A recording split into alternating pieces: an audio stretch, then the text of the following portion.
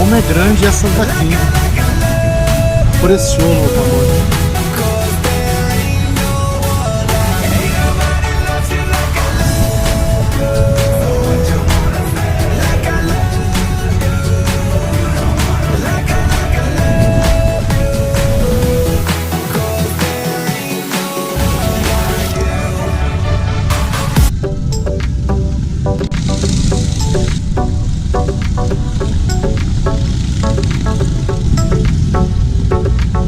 Aqui um guidão seca sovaco.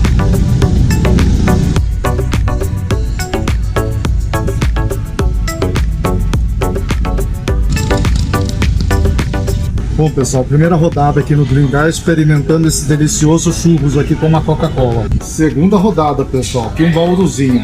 Terceira rodada pessoal, aqui uma esfirra de carne.